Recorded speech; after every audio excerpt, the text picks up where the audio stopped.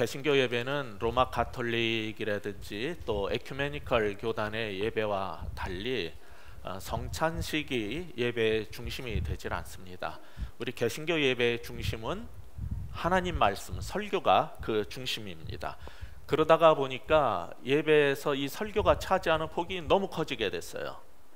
개신교 예배는 거의 설교밖에 없는 것처럼 느껴지게 됐습니다. 그러다 보니까 성도들도 어느 설교가 좋으냐, 어느 교회 말씀이 좋으냐, 어느 목사님 말씀이 좋으냐에 따라서 많은 이동이 생기게 된 것 같습니다. 여러분들은 어떤 설교를 좋아하십니까? 어떤 설교가 좋은 설교라고 생각하십니까? 제가 듣기에는 많은 사람들이 쉬운 설교, 재밌는 설교, 그리고 감동이 있는 설교, 그래서 우리의 가슴을 뭉클하게 하고 눈물 나게 하는 그런 설교를 굉장히 선호하는 것을 보게 됩니다. 그런데 사실 지난주에 우리가 봤던 이 13장 앞부분 13절부터 41절까지를 우리가 봤는데, 그 부분은 이방인들을 향한 사도 바울의 공식적인 첫 설교예요. 이것은 스데반의 설교와 방불하게 내용도 길고 하나님의 구원의 역사를 처음부터 끝까지 전체를 요약해서 제시한 설교입니다. 그러다가 보니까 좀 어려웠어요. 전 나름대로 지난주에 이 부분을 조금 더 쉽게 핵심을 전하려고 했지만은 원체 양이 많고 그 내용 자체가 구약의 전체적인 걸 모두 다 다루기 때문에 어려울 수밖에 없었습니다. 그래서 신앙이 있다는 우리 그리스도인들 가운데, 또 우리 성도분들 가운데서도 어떤 분들은 이게 조금 불편하고 어려운 설교다라고 느꼈을 수 있어요. 그런데 제가 보기에는 굉장히 이상한 일이 벌어진 거예요. 우리가 아까 읽었지만 42절부터 44절까지 한번 다시 읽어볼까요? 굉장히 이상한 반응이 나타난 겁니다. 42절부터 44절까지 같이 읽겠습니다. 그들이 나갈새 사람들이 청하되 다음 안식일에도 이 말씀을 하라 하더라. 회당의 모임이 끝난 후에 유대인과 유대교에 입교한 경건한 사람들이 많이 바울과 바나바를 따르니 두 사도가 더불어 말하고 항상 하나님의 은혜 가운데 있으라 권하니, 그 다음 안식일에는 온 시민이 거의 다 하나님의 말씀을 듣고자 하여 모이니. 회당 예배를 마치고 나오는 사람들이 놀랍게도 바울의 이 길고 어려운 설교를 더 듣고 싶어 했어요. 아니, 다시 듣고 싶어 했어요. 그래서 다음 안식일에도 꼭 와가지고 설교를 해달라고 요청을 하기까지 한 겁니다. 그들은 바울의 설교에 대해서 관심을 가진 것만이 아니었어요. 바울의 설교를, 이 생명의 말씀 구원의 복음을 더 듣고 싶은데 일주일을 기다려야 돼요. 주일에 안식일 예배 끝나고 다음 안식일까지 일주일을 기다리는 게 싫었어요. 그래서 43절에 보듯이 그들은 바울과 바나바를 따라갔어요. 혹시 여러분은 오늘 설교를 듣고 너무 주일마다 듣는 이 설교가 그냥 안식일이면 또는 주일이면 가서 주일 성수해야 되니까 드리는 예배가 아니라 하나님 말씀이 너무 듣고 싶어가지고 그 일주일을 기다리기가 힘든, 그래서 그 말씀을 따라 나선 적이 있습니까? 이 사람들이 유태인들이 아니에요. 이 사람들이 기독교인들이 아니에요. 근데 그들에게 바울이 설교를, 그것도 그렇게 재밌고 그렇게 짧지도 않고 그렇게 쉬운 것도 아니고, 바울의 설교가 그렇게 우리 가슴을 울리고 막 감성을 자극하는 설교가 아닌데, 이들은 이 설교를 듣고 싶어서 다음 주에 다시 해 주십시오, 한 번 더 와서 해 주십시오 하는 정도가 아니라 따라 나서기까지 했단 말입니다. 제가 지금부터 드리는 말을 오해하지 말고 들으셨으면 좋겠어요. 저거 잘난 척 아니야, 이렇게 듣지 않으셨으면 좋겠어요. 제가 지금 목사로서 설교를 하지만은 목회자가 되기 전에 평신도로서 대학원을 졸업하고 이제 직장 생활을 하면서 평신도 제자훈련가로 산 적이 있었어요. 그때 어느 수양회에 강사로 가가지고서는 이제 간증을 하고 또 제자훈련에 대해서 강의를 하고 그렇게 했는데, 나중에 쉬는 시간에 한 형제가 찾아와가지고 형제님 저랑 좀 얘기 좀 할 수 있습니까? 그래서 무슨 얘기냐 그랬더니 갑자기 무릎을 딱 꿇는 거예요. 그러더니 저는 저기 남해 아마 거제도였나 남해 어디 쪽에 있는 조선소에 다니고 있는 누구라고 합니다. 그런데 혹시 형제님께서 나를 받아주시면은 아까 말씀하신 것처럼 그렇게 제자의 삶을 살고 싶습니다. 받아주시기만 한다면 저는 직장을 때려치고 올라오겠습니다. 이러는 거예요. 제가 깜짝 놀라가지고 일어나세요. 이러시면 안 됩니다. 제가 그렇게 해드릴 만한 사람도 아니고 이러시면 안 됩니다. 그리고 직장에서 증인으로서 잘 사셔야지 직장을 때려치고 오시겠다니 그러면 안 됩니다. 그리고 돌려보낸 적이 있어요. 근데 그 이후에 목사가 되고 안수를 받고 지금 28년째 목회를 하는데 그런 사람 저 별로 본 적 없어요. 목사가 되고 났는데 물론 신학생 가운데 제가 뭐 따라다니면서 배우고 싶습니다 하는 사람이 있어도 교인 가운데 직장을 때려치고 지방에서 올라오겠다라든 이런 사람 별로 못 봤어요. 근데 지금 이 사람들이 어떤 사람이냐면은 바울과 바나바의 메시지를 듣고 다음 주에 와서 또 설교해 주세요 정도가 아니라 따라 나선 거예요. 누가? 유태인들이 아닌 이방인들이. 이 사람들의 그 말씀에 대한 열심, 그런 말씀에 대한 사모함을 우리는 신앙생활하면서 가져본 적이 있습니까? 바울은 이렇게 자신을 따르는 사람들에게 혼자가 아니라 바나바와 함께 열심히 말씀을 가르쳤고 그들에게 무엇보다도 중요한 것은 하나님의 은혜 가운데 있어야 된다. 하나님의 은혜 가운데 머무르세요 라는 조언을 했어요. 사실 그게 제일 중요한 겁니다. 신앙생활의 핵심은 설교자를 따라다니는 게 아니라 하나님의 은혜 가운데 머무는 겁니다. 이게 해결이 안 된 사람은 끊임없이 내 마음에 드는 설교자를 따라서 더 좋다는 유명하다는 설교자를 따라서 계속 방황해야 될 거고 그러다가 보면 하나님의 은혜 가운데 머무는 게 아니라 그 사람에게 매일 수도 있는 겁니다. 이번에 우리 조 목사님께서 프랑스에서 열리는 북아프리카 선교사 대회에 지금 참석을 하고 계시는데 현지에서 아파서 잠깐 병원에 이제 가시게 됐어요. 그래서 그것을 아는 우리 스태프들이나 일부 교인들 또 아침 예배 때도 열심히 목사님의 건강을 위해서 기도를 했고 또 많이 나아지셔서 아까 기도한 것처럼 대표 기도처럼 이제 속히 회복되고 사역 잘 마치시고 주일에는 또 파리에 있는 교회들 설교도 잘 마치시고 우리가 다시 뵙기를 원합니다. 그런데 이 사건을 보면서 제가 갑자기 이런 생각이 들었어요. 만약에 조 목사님께서 정말 아프셔서 제주도에 있는 베이스캠프 교회에 설교를 하러 한 달 또는 두 달을 비우시는 게 아니라 1년 이상의 장기간을 설교를 할 수 없게 되고 주중까지 사역을 할 수 없게 장기간에 걸쳐서 아프시다면은 우리 베이직 교회 성도들은 어떻게 반응할까라는 게 갑자기 궁금했어요.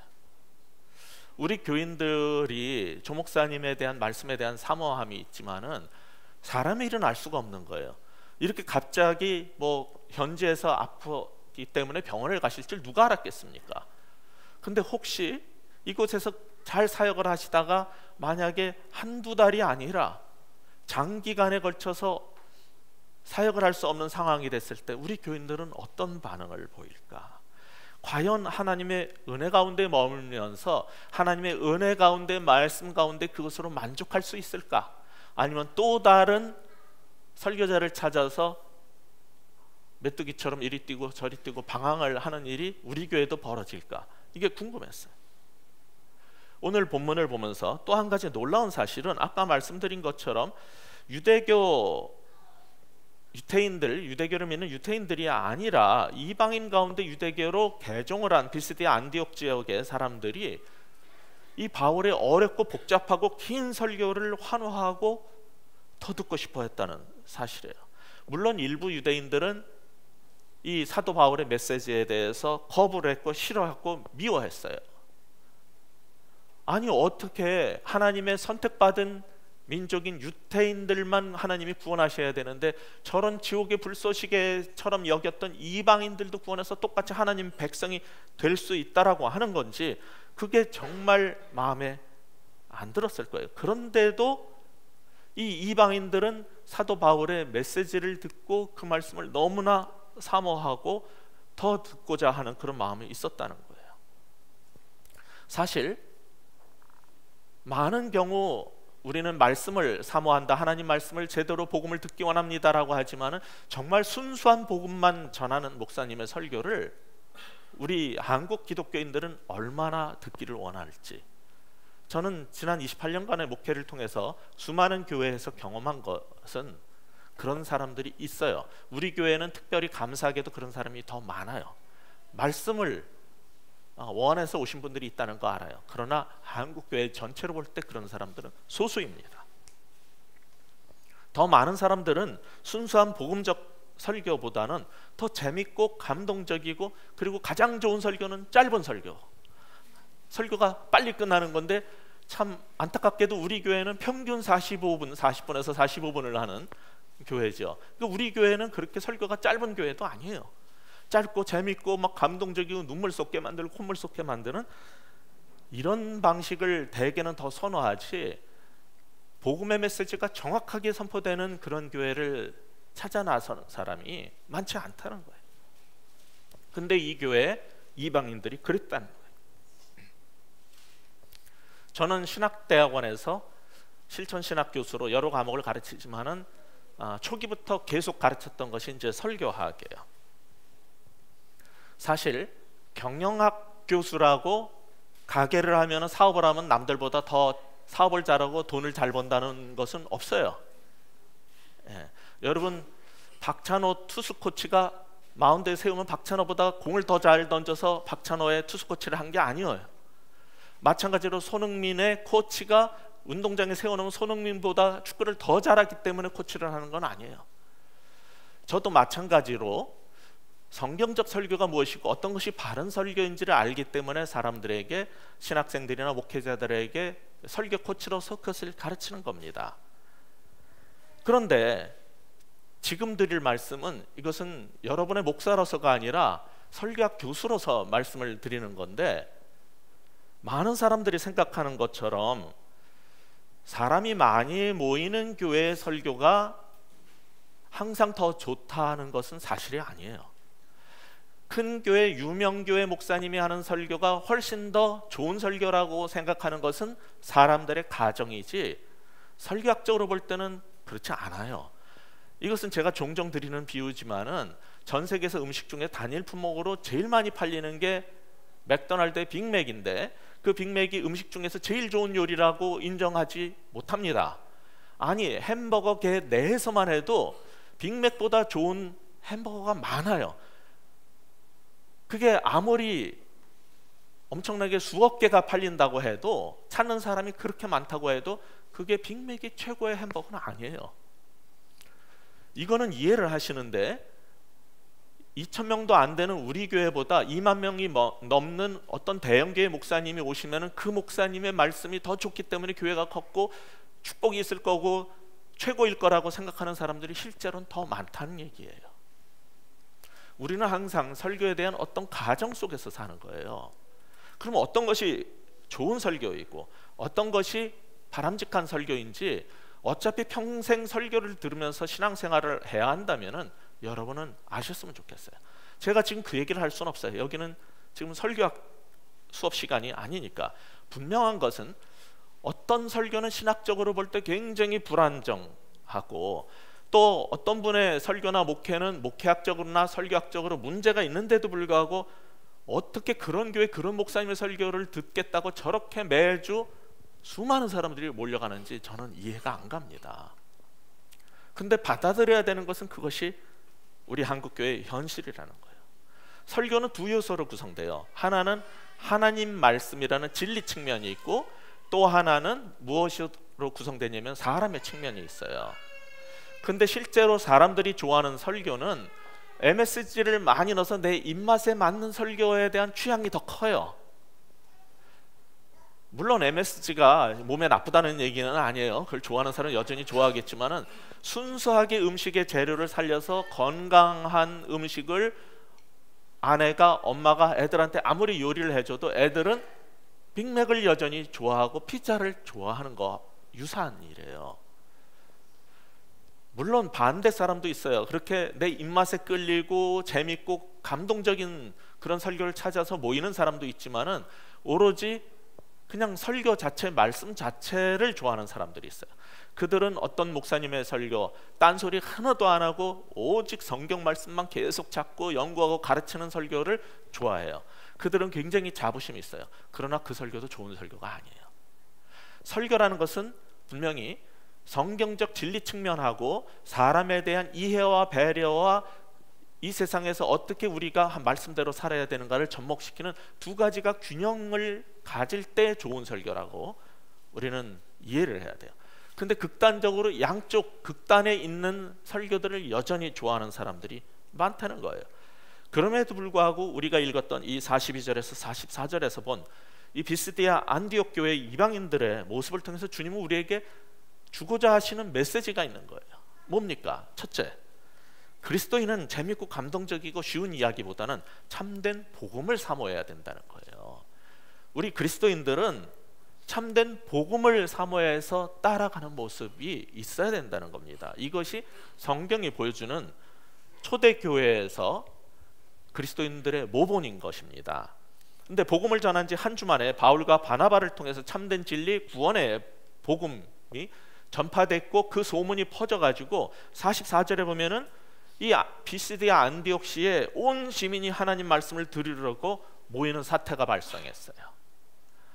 이거는 사실은 성경의 누가의 과장법입니다. 아무리 안디옥시가 작아도 그렇지, 아무리 회당 건물이 커도 그렇지, 온 시민이 어떻게 한 회당에 다 들어갑니까? 그 정도로 사도 바울과 바나바의 이 선교 사역이 이방인 사이에서 엄청난 반향을 일으켰다는 것을 강조하는 겁니다. 그럴수록 회당 중심 유대교의 핵심 인물들은, 기존의 그 인물들은, 유대인들은 반발심이 생기는 거예요. 그래서 45절 같이 읽어보겠습니다. 유대인들이 그 무리를 보고 시기가 가득하여 바울이 말한 것을 반박하고 비방하거늘. 바울과 바나바를 통해서 예수님의 복음이 전해지면서 엄청난 호응이 있고 사람들이 막 몰려들어서 그 공동체가 예수의 공동체, 교회가 세워지기 시작한 거예요. 유대인들은요 너무나 시기심과 질투심에 불탔어요. 그들이 기분 나빴던 것은 우리 유대교 회당 안에 있는 지도자들이 아닌 회당 밖의 인물인 바울과 바나바를 중심으로 해서 새로운 공동체가 형성됐다는 게 기분이 나빴어요. 물론 그 사람들이, 이방인들이 모였다고 이 유대인들의 회당에 안식일마다 예배드리러 오던 유대인들이 없어질 리도 없고, 이미 회심한 그 이방인 가운데 유대교로 회심한 사람들이 안 올 리도 없어요. 그럼에도 불구하고 우리 교인이 줄어서가 아니라 밖에 우리보다 더 많은 사람이 모이는 거는 기분 나쁜 거예요. 아무리 하나님을 믿어도 인간은 죄성이 있고 이기심과 질투심이 있기 때문에 이런 현상이 벌어지는 거예요. 같은 교회 안에서도 그래요. 우리 교회는 굉장히 특이한 교회죠. 이렇게 주일날 여러 목사님들이 설교를 해요. 여러분이 아시는 대형 교회에서는 이런 일이 없어요. 혹시라도 부목사님 가운데 설교를 잘한다 그러면은 내쫓는 교회도 있다는 소리를 들었어요. 왜냐하면 그를 중심으로 사람들이 모이는 것을 싫어하는 거예요. 그게 예수를 믿고 목회를 해도 죄인인, 아무리 설교자도 목사도 죄인이기 때문에 그런 시기 질투심이 있는 것 같아요. 그러니까 이 유대인 회당에서 예배드리는 사람들이 볼 때 이건 너무 못마땅한 겁니다. 그래서 비방을 한 거예요. 그런데 정확히 말해서 이들이 비방한 것은 바울과 바나바를 비방한 게 아닙니다. 여기 성경 구절 45절을 보면 정확히 보시면은 바울을 비방한 게 아니라 뭘 비방했어요? 바울이 말한 것을 반박하고 비방하거늘. 바울이 전한 복음을 거부하고 비방을 한 거예요. 그런데 성경이 말하는 원리는 뭐냐면은 하나님이 보낸 종이 하나님의 메시지를 전할 때, 복음을 전할 때 그 복음을 거부하는 것은 너를 보낸 나 예수 그리스도를 거부하는 것이라고 성경은 가르치고 있어요. 이들이 바울이 전한 복음을 거부한 것은 곧 예수 그리스도를 거부한 거예요. 그리고 그들을 몰아내고 싶어 했어요. 이 도시에서 완전히 쫓아내고 싶어 했어요. 그때 사도들은 어떤 반응을 보였습니까? 같이 맞붙어서 싸우고 고소를 했습니까? 아닙니다. 46절 같이 읽겠습니다. 바울과 바나바가 담대히 말하여 이르되 하나님의 말씀을 마땅히 먼저 너희에게 전할 것이로되 너희가 그것을 버리고 영생을 얻게 합당하지 않은 자로 자처하기로 우리가 이방인에게로 향하노라. 예, 인간은요 누구든지 사람이랑 불편한 관계에 있는 것을 즐거워하지 않아요. 누군가가 비방을 하거나 공격을 해오면은 관계를 개선하고 싶기 때문에 꼬리를 내리거나 타협하기 마련입니다. 근데 바울과 바나바는 이것이 신앙의 이름으로 들어오는 사적인 감정인지 아니면 진짜 복음의 본질에 대한 거부인지 그 문제를 분별을 하고 내가 전한 것이 분명한 하나님의 복음이다라는 확신이 있었기 때문에 전혀 주눅들지도 않고 전혀 타협하려고 들지도 않고 오히려 담대하게 말했어요. 너희가 이 복음을 버리고 영생을 얻기에 합당하지 않은 자로 자처하고 있는 것이다 라고 분명히 말했어요. 싫어? 그러면 나는 이 복음을 듣고자 하는 이고니온이든지 어디든지 가면 된다는 거예요. 거기서 타협하고 사과하고 복음을 희석시켜서 같이 잘 지내려고 하지 않았어요. 그렇게 하면 오늘날 우리에게 이 순수한 예수 그리스도의 십자가의 복음, 부활의 복음이 전달되지 않았을 거예요. 하나님의 종으로서 바울은 그 부분에 있어서 분명한 태도를 가졌어요.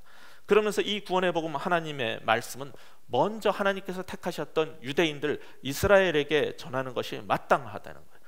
그런데 그들이 거절을 했기 때문에 너희 이방인에게도 이 복음이 지금은 전해지게 됐는데, 그럼에도 불구하고 유대인들 우선이라는 건 난 분명히 안다. 왜냐하면 하나님께서는 그들의 조상인 아브라함과 야곱과 다윗과 맺은 언약에 신실하게 그 약속을 지키려고 하기 때문에 그런 건데, 그들이 버리고 듣기를 거절했기 때문에 내가 너희에게 이방인에게도 와서 이렇게 복음을 전하게 된 것이라는 거예요.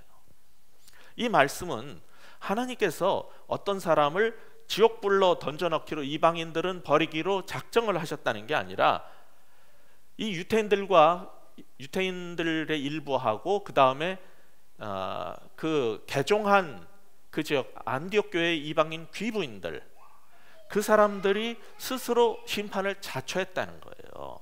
대개 우리는 하나님이 어떤 사람을 지옥 보내고 어떤 사람을 천국 보내기로 작정을 했느냐 생각을 하지만은 하나님이 누구를 지옥 보내려고 작정하신 건 없어요. 여기에서 보는 것처럼 그들이 스스로 심판을 자초하는 거예요. 지금 그 부분을 분명히 해요. 이렇게 핍박이 있고 미워하고 그리고 내쫓으려고 할 때 사도들은 어떤 반응을 보였습니까? 이것이 오늘 우리에게 주고자 하는 본문의 두 번째 메시지예요. 둘째로, 그리스도인은 핍박이 있어도 흔들리지 말고 하나님 말씀을 전해야 된다는 거죠. 우리 그리스도인들은 참된 복음을 사모해야 된다라고 아까 말씀드렸어요. 두 번째는, 우리 그리스도인들은 핍박이 와도 흔들리지 말고 하나님 말씀을 전해야 된다는 거예요. 그러면서 사도는 이제 나는 그렇다면 이방인을 향해서 가겠다라고 밝힙니다. 그러면서 나는 이방인의 사도로 부름을 받았지만은 하나님은 너희 유대인들 여전히 사랑하고 구원받기를 원하신다라는 얘기를 해요. 로마서 9장에 가도 사도 바울은 나는 이방인의 사도로 평생을 살았지만은 너희 유대인들이 모세가 그랬듯이 구원받기를 원하고 내가 이스라엘로부터 끊어질지라도 천국으로부터 버려질지라도 여러분 동족들이 구원받기를 나는 원합니다 라고 로마서 9장 3절에서 간절하게 말하는 게 나와요.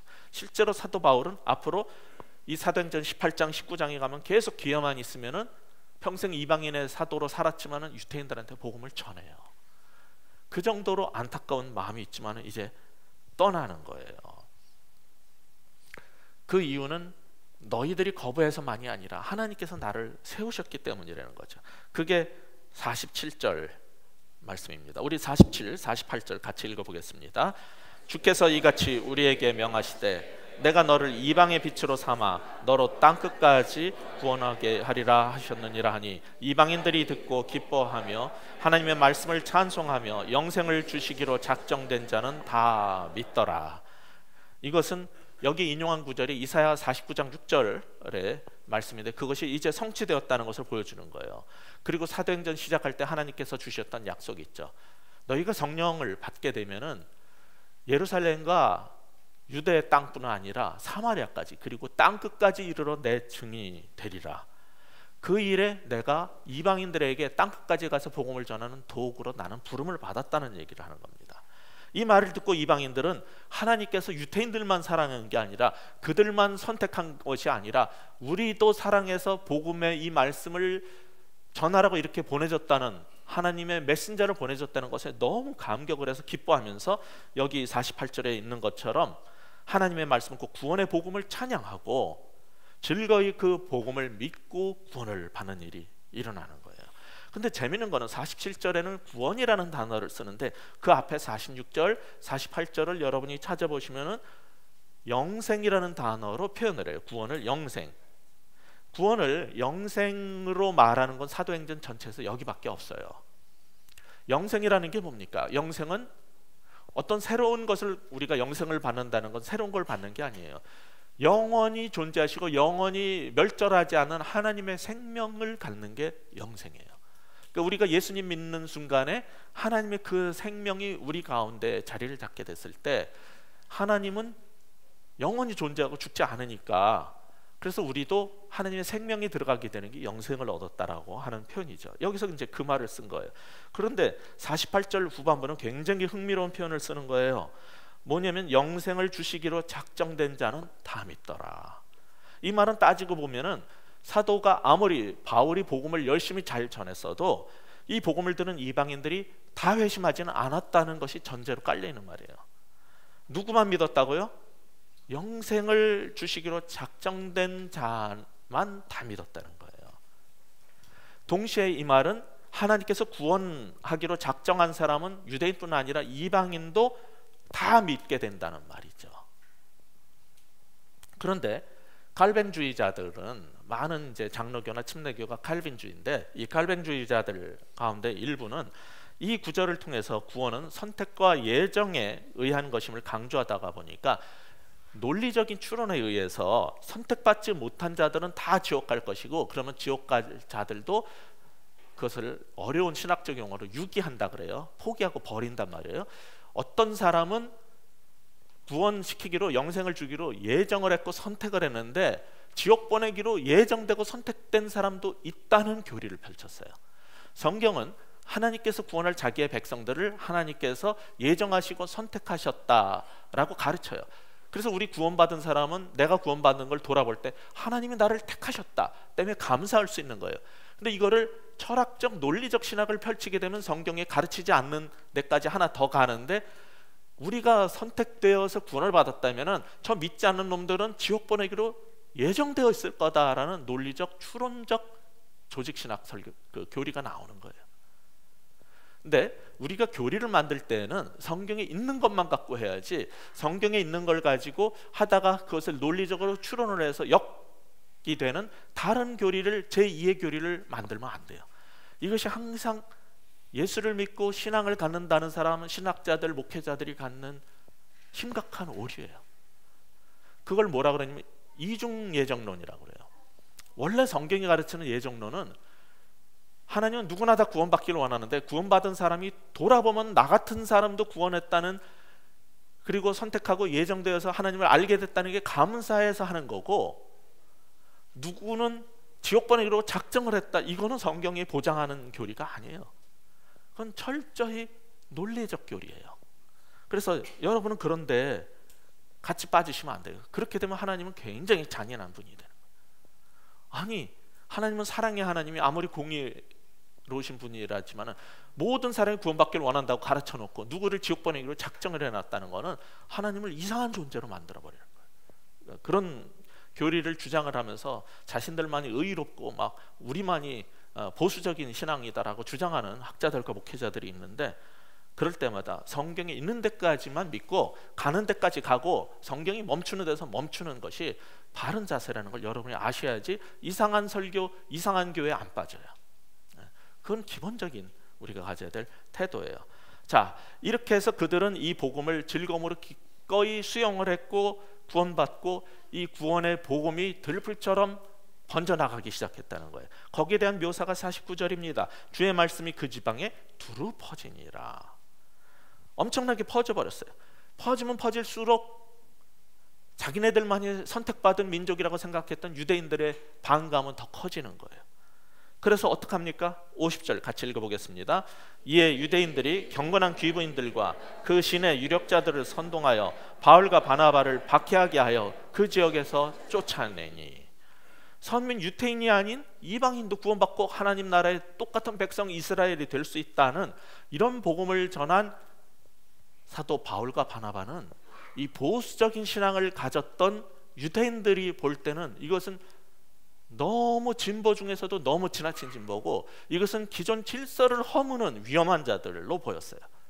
그래서 이런 사태를 일으키게 만든 근본적인 이 메시지를, 이런 설교를 하고 다니는 사도 바울과 바나바를 몰아내기 위해서 이 도시에서 쫓아내고 싶었어요.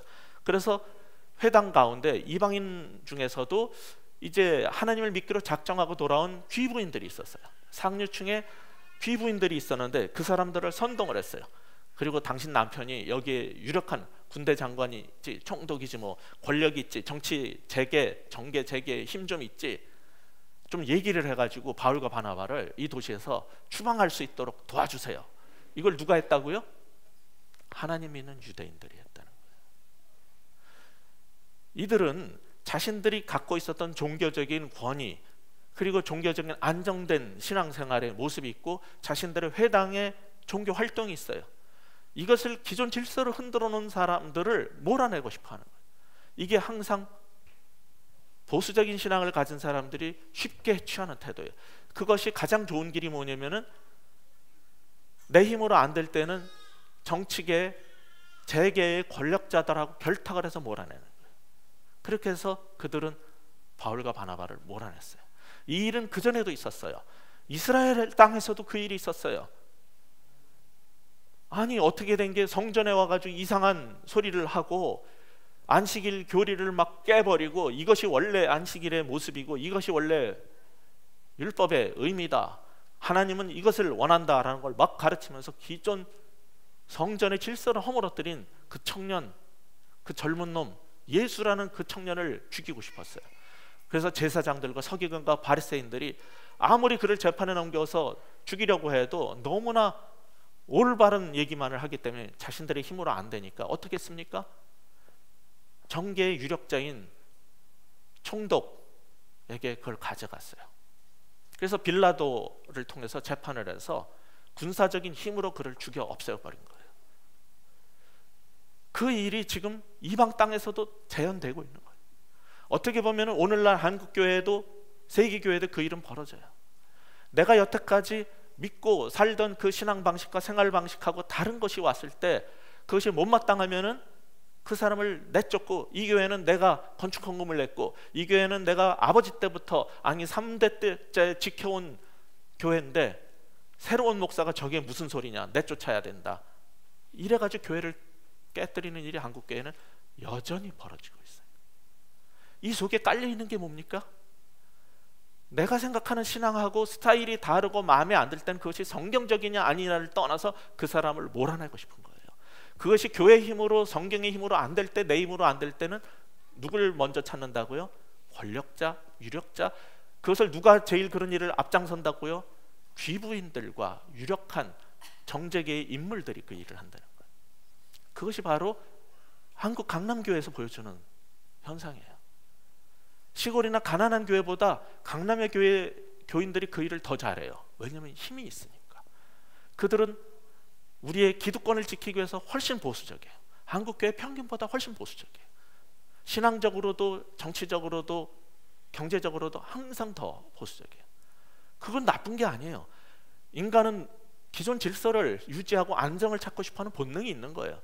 그런데 하나님의 말씀이, 복음이 들어왔을 때는 무엇이 옳은 것인가를 생각해보는 게 그리스도인의 태도지, 나의 기존의 안정을 유지하기 위해서 그들을 몰아내기 위해서 정재계의 힘을 빌리겠다는 생각은 굉장히 사탄적인 거예요. 근데 그것이 한국의 보수교회 안에, 특히 강남 지역에 굉장히 많이 깔려 있다는 거예요.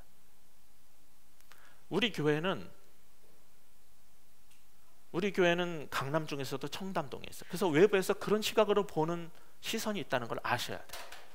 우리는 어떤 현상이 벌어졌을 때 훨씬 더 그리스도인다운 모습으로 겸허한 자세를 보이지 않으면요, 저 청담동에 있는 베이스 교회라는 그 부르주아 교회는 어쩌고 저쩌고 하는 소리를 하는 사람들이 지금 너무 많기 때문에 훨씬 조심하셔야 된다는 거예요.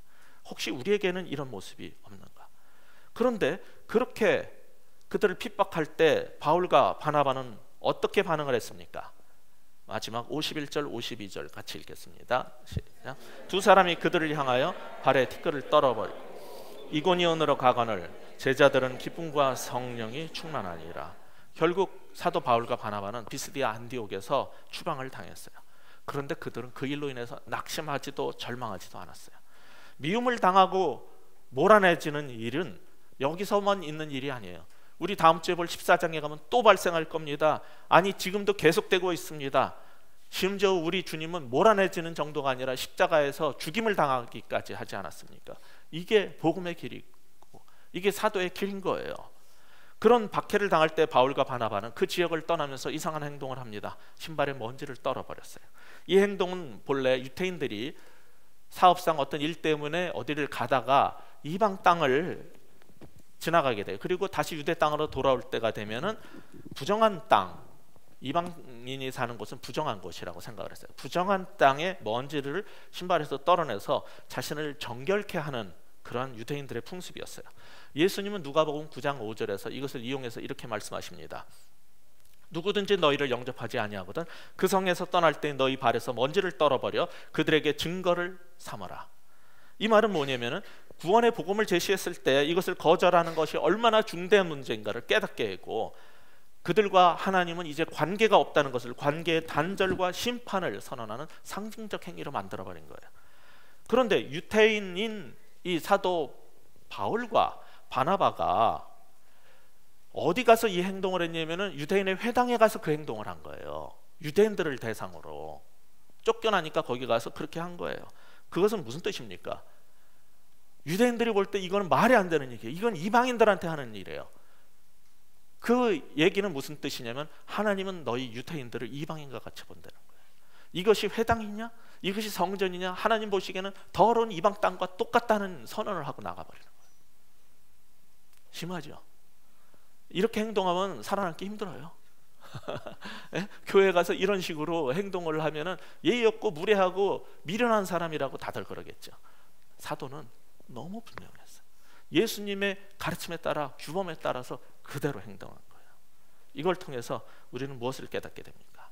첫째, 그리스도인들은 재밌고 뭐 감동적이고 이런 것만이 아니라 순수한 복음의 메시지를 찾아 사모해야 된다. 그걸 배웠죠. 둘째, 우리가 배운 것이 무엇입니까? 두 번째로 어떠한 핍박이 와도 박해가 와도 그리스도인들은 담대하게 복음을 전해야 된다는 거예요. 세 번째, 지금 여기 본문에서 가르쳐주는 마지막 교훈이 뭡니까? 그리스도인의 증인으로 살면서 복음을 전파하다가 핍박을 받아도 위험을 겪어도 우리는 기뻐할 수 있어야 된다는 거예요. 이게 사도들이 보여줬던 모범인 거죠. 그들은 즐거운 마음으로 기쁜 마음으로 그것을 떠나서 이고니온으로 갔어요. 너희들이 거부하면은 이 복음을 듣고자 하는 사람들이 있다는 거예요. 그곳으로 가면 된다는 거예요. 거기는 굉장히 놀라운 시각이 담겨 있는 거예요. 내가 여기서 핍박받고 쫓겨났다가 아니라 하나님 나라의 관점으로 본 거예요. 여기만이 다가 아니고 하나님이 구원의 복음을 펼치기 원하는 많은 곳이 있기 때문에 나는 그 인도하심에 따라서 여기서 거절당하면 이것을 듣고자 하는 사람들이는 또 다른 곳으로 가면 되지, 내가 그렇다고 이 사역을 못하는 것도 아니고 망하는 것도 아니고 잘못된 것도 아니라는 거죠. 나를 미워하는 게 아니라 저들은 죄인이기 때문에 하나님의 복음을 싫어하는 거니까 그것은 하나님이 결정하신다는 거죠. 그러니까 나는 즐겁게 핍박을 받아도 나는 복음을 위해서 이고니온이나 다른 곳으로 가면 된다는 거예요. 이게 얼마나 놀라운 시각입니까?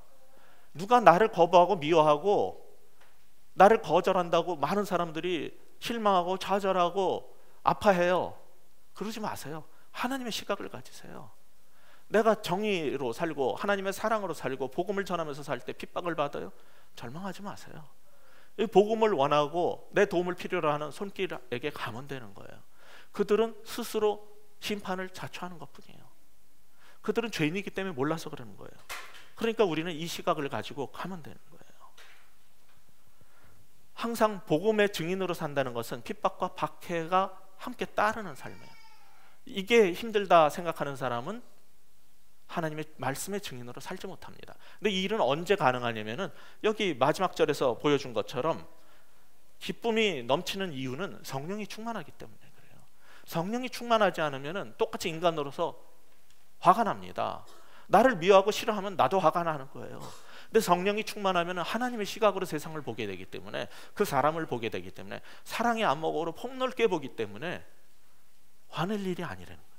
그들은 불쌍한 거고 나는 즐거이 복음을 원하는 곳으로 가면 된다는 거죠. 이게 바로 성령 충만. 사도행전이 말하는 성령 충만은 방언하고 예언하고 병 고치는 게 다가 아니라고 그랬죠. 우리를 증인되게 만들고 핍박이 와도 기쁨으로 즐거움으로 살게 만든단 말이에요. 그래서 세상 일에 어렵고 힘들어도 쓰러지지 않아요. 얼마 전에 뉴스를 보니까 노량진 그 공무원 시험, 고시촌뿐 아니라 그 공시생들이라고 그러죠. 공무원 시험 준비하는 사람들이 많이 모이는 곳인데 거기에는 카스트 제도가 있대요. 카스트 제도는 인도의 계급주의죠. 뭐 천민부터 해가지고 귀족층까지 카스트 제도가 있다는 거예요. 그 카스트 제도가 어떻게 되냐면 3단계로 나뉘는데, 제일 귀족층은 이 원룸에 사는 사람이고, 두 번째 서민층이, 평민층이 샤워룸, 세 번째 천민들이 사는 데는 미니룸이라는데요. 우리가 아는 것처럼 원룸은 좀 돈을 많이 내야 돼요. 거긴 들어가면은 샤워 시설도 있고 화장실도 있어요. 그런데 그런 귀족층이 아닌 공시생들, 좀 돈 없는 공시생들은 샤워룸이라는 데에서 사는 거예요. 거기는 화장실이 없어요. 화장실은 공용 화장실을 가야 되는데 샤워할 수 있는 곳은 있다는 거예요. 근데 정말 돈 없는 천민들, 공시생들은요, 그거 둘 다 없는 쪽방에서 공부를 한다는 거예요. 공용 화장실과 공용 목욕탕을 써야 된다는 거예요. 그래서 노량진에는 지금도 카스트 제도가 있대. 근데 이 사람들이 참 불쌍하게도 왜 그런 쪽방 생활을 하냔 말이에요. 이유는 한 가지죠. 공무원 시험에 붙고 난 다음에 영광을 위해서 오늘의 이 청춘을 바치겠다는 거죠. 영광스러운 걸 바라는 사람은요, 예수님 믿지 않아도 그렇게 살아요. 그들은 하루에 아침 7시부터 밤 11시까지 공부를 해야지 붙는다라는 속설이 있기 때문에 그것을 밥 먹는 시간 빼고 화장실 가는 시간 빼고 14시간의 법칙이라고 해요. 이걸 열심히 이렇게 해야지 붙는다라는 그걸 가지고 하는데, 그러다가 마음이 흐트러질 것 같으면은 책상 머리에 이문열의 젊은 날의 초상에 나오는 이런 구절을 붙여놓기도 한대요. 거기에 이런 글이 있더라고요. 너는 말이다, 한 번쯤 그 긴 혀를 뽑힐 날이 있을 것이다. 오늘도 너는 16시간 분의 계획을 세워놓고 겨우 10시간 분을 채우는데 그쳤다. 이제 너를 위해 주문을 건다. 남은 날 중에서 단 하루라도 그 계획량을 채우지 않거든 너는 이 시험에서 떨어져라. 그리하여 주정뱅이로 떠돌이로 낯선 길바닥에서 죽든 일찌감치 독약을 마시든지 하라. 참 심한 저주에 그 어떤 문학적인 이유 때문에 그랬는지 모르지만은 참 그거를 딱 붙여놓고 열심히 보면서 공부를 하고 사는 거예요. 그 쪽방에서 영광을 위해서 그렇게 사는 사람들이 있어요.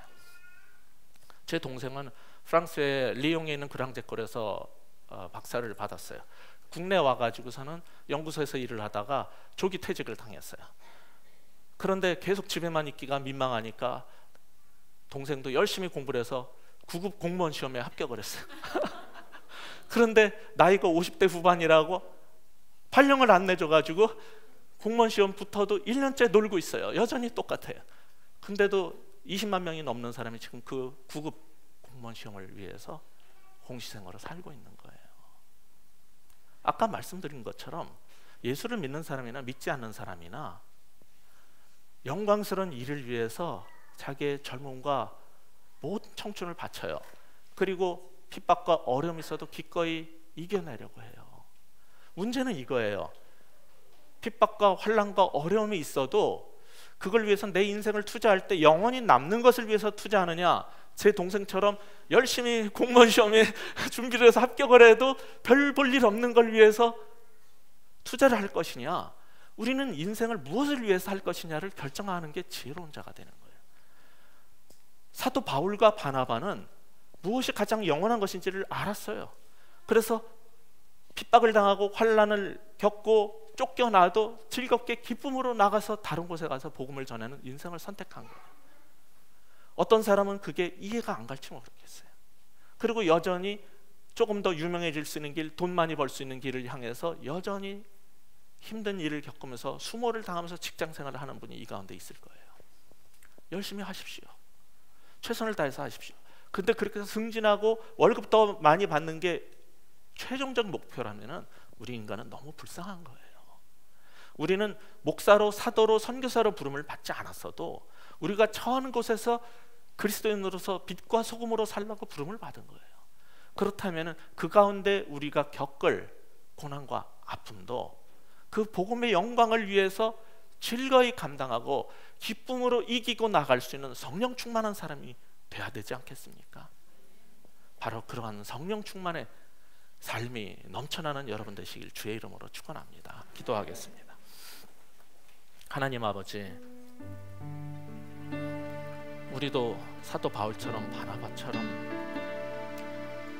예수 믿고 살다가 어려움을 겪기도 합니다. 복음을 전할 때 모욕도 당하고 수치도 당합니다. 그럼에도 불구하고 기꺼이 이것을 감당할 수 있는 것은 내가 만난 예수님의 그 복음이 너무 귀하고 나의 주님 예수님이 너무나 귀하기 때문입니다. 기꺼이 그 삶을 살아낼 수 있는 우리들 되게 하여 주시옵소서. 아버지 하나님, 주께서 우리와 함께 하셔서 우리 한평생 정말 힘들고 눈물 나는 일이 많은 인생이지만 더 영광스럽고 더 아름다운 것을 위해서 우리 삶을 드릴 수 있는 모두가 되게 하여 주시옵소서. 예수 그리스도 이름으로 간절히 기도합니다.